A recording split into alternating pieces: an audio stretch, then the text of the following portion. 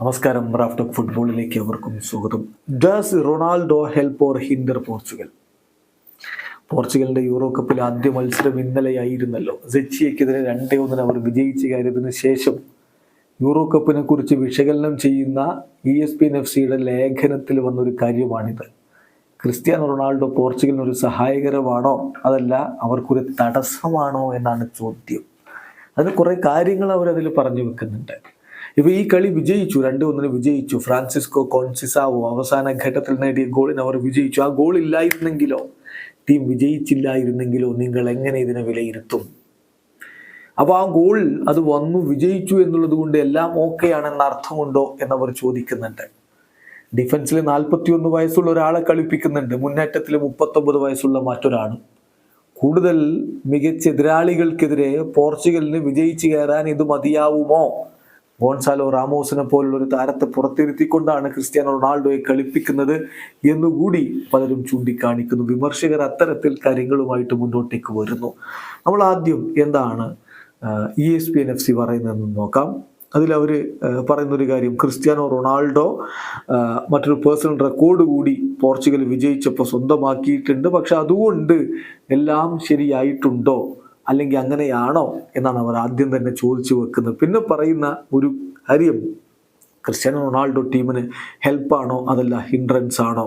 അവരുടെ പെർഫോമൻസ് നോക്കുമ്പോൾ അത് വിജയിച്ചിട്ടുണ്ട്, പക്ഷേ ഫൈനൽ ഔട്ട്കം അത്ര മികച്ചതല്ല എന്നുകൂടി അവരെടുത്ത് പറയുന്നു. പോർച്ചുഗൽ ഈ ഒരു മത്സരത്തിൽ തീർച്ചയായിട്ടും കുറെ ഡൊമിനേറ്റ് ചെയ്തിട്ടുണ്ട്. എന്നാൽ സ്പിരിറ്റഡ് ആയിട്ടുള്ള സെച്ചിയ ടീമിന്റെ ഡിഫൻസ് പൊട്ടിക്കാൻ അവർ ബുദ്ധിമുട്ടി എന്നുകൂടി പറയുന്നു. ഒരൊറ്റ ഷോട്ട്, ആദ്യ ഷോട്ട് ഉതിർത്തത് അത് വലയിലേക്ക് എത്തിക്കാൻ ലൂക്കാസ് പ്രവോഡിലൂടെ അവർക്ക് കഴിഞ്ഞു. പക്ഷേ പിന്നെ തിരികെ വരുന്നത്, പോർച്ചുഗൽ തിരികെ വരുന്നത് റോബിൻ ഹെർനാക്കിന്റെ ആ ഒരു ഓൺ ഗോള്, അതിനുശേഷം അവസാനത്തിൽ 92ാമത്തെ മിനിറ്റിൽ ഫ്രാൻസിസ്കോ കോൺസിസാവോയുടെ ആ ഒരു ക്ലോസ് റേഞ്ച് സ്ട്രൈക്ക്, ഇതുകൊണ്ടാണ് പോർച്ചുഗൽ വിജയിച്ച് കയറുന്നത്. ഇപ്പം ഇതിൽ നമ്മൾ ക്രെഡിറ്റ് കൊടുക്കേണ്ടത് ആർക്കാ? സ്പാനിഷ് മാനേജർ റോബർട്ടോ മാർട്ടിനസിനാണ്. അദ്ദേഹത്തിൻ്റെ സബ്സ്റ്റിറ്റ്യൂഷനുകൾ അവസാന ഘട്ടത്തിൽ, പെഡ്രോ നെറ്റോ അതുപോലെ തന്നെ കോൺസിസാവോ അവരൊക്കെ കളിയിൽ ഇമ്പാക്റ്റ് ഉണ്ടാക്കി എന്നുള്ളത് കൊണ്ടാണ് ടീം വിജയിച്ച് കയറുന്നത്. ക്രിസ്ത്യാനോ റൊണാൾഡോ ആദ്യ 11-ൽ അദ്ദേഹം ഇറങ്ങി, പോർച്ചുഗൽ ഡൊമിനേറ്റ് ചെയ്തു. പക്ഷേ അദ്ദേഹത്തിന് ഗോളുകൾ നേടാൻ പറ്റിയില്ല എന്നുള്ളത് അവർ എടുത്ത് കാണിക്കുന്നുമുണ്ട്. പക്ഷെ ക്രിസ്ത്യാനോ അത്ര മോശം കളിയല്ല എന്നതുകൂടി ഓർമ്മിപ്പിക്കുന്നു. അദ്ദേഹം ഹി ഡിഡ് ഓക്കെ. അതാണ് ക്രിസ്ത്യാനോയിൽ നിന്നൊരു ഔട്ട്സ്റ്റാൻഡിങ് പെർഫോമൻസ് വന്നു എന്ന് പറയാനില്ല, ബട്ട് ഹി ഡിഡ് ഓക്കെ.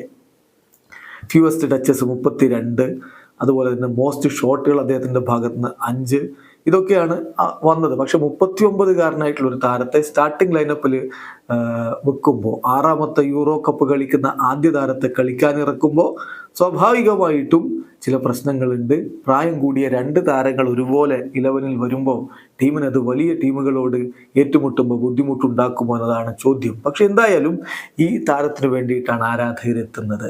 അത് ഇന്നലെ കളിക്ക് മുമ്പൊക്കെ വളരെ എവിഡൻ്റ് ആയിരുന്നു. ക്രിസ്ത്യാനോ ട്രെയിനിങ് നടത്തുന്ന സമയത്ത് അദ്ദേഹത്തിൻ്റെ ഷോട്ടുകൾ വലയിലേക്ക് പോകുമ്പോൾ ആരാധകർ സ്യൂ എന്ന് ആർത്ത് വിളിക്കുന്നു. അദ്ദേഹം അത് മിസ് ചെയ്യുമ്പോൾ അവരുടെ ആ ഒരു ഡിസപ്പോയിൻമെൻറ്റ് വളരെ കൃത്യമായിട്ട് കാണുന്നു. ഇങ്ങനെ താരങ്ങളെ അദ്ദേഹം പ്രചോദിപ്പിക്കുന്ന മറ്റ് കാഴ്ചകൾ കാണുന്നു. അതുപോലെ ആരാധകരെ ടീമിലേക്ക് ആകർഷിക്കുന്ന കാഴ്ചകൾ കാണുന്നു. അതൊക്കെ വളരെ ഇമ്പോർട്ടൻ്റ് ആയിട്ടുള്ള കാര്യം തന്നെയാണ്.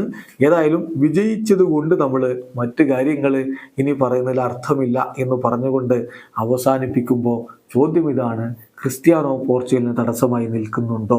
അദ്ദേഹത്തെക്കാൾ മികച്ച താരം അവിടെ ബെഞ്ചിലിരിക്കുകയാണോ? അതാണ് ചോദ്യം. ഗോൺസാലോ റാമോസ് ക്രിസ്ത്യാനോയേക്കാൾ മികച്ചവരാണോ? എനിക്കറിയില്ല. അങ്ങനെ വിലയിരുത്തുന്നതിൽ അർത്ഥമില്ല. പക്ഷേ പ്രായത്തിൻ്റെ വയസ്സിൽ പലരും ഇപ്പോഴത്തെ നിലയിൽ അദ്ദേഹത്തെ കളിപ്പിക്കുന്നതാണ് കൂടുതൽ മികച്ചത് എന്ന് പറയാറുണ്ട്.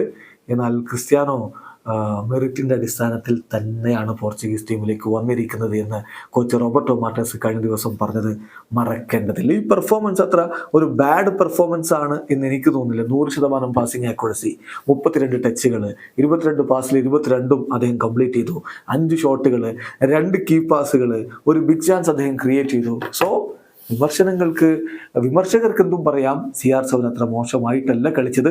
വരും കളികളിൽ അദ്ദേഹത്തിൽ നിന്ന് ഗോളുകൾ വരും. അങ്ങനെ വിമർശകരുടെ വായടപ്പിക്കും എന്ന് നമുക്ക് പ്രതീക്ഷിക്കാം. വീഡിയോ സാധിക്കുന്ന ഫുട്ബോൾ ലോകത്തെ കൂടുതൽ വിശേഷങ്ങളുമായി റാഫ് ടോക്സ് വീണ്ടും എത്താം.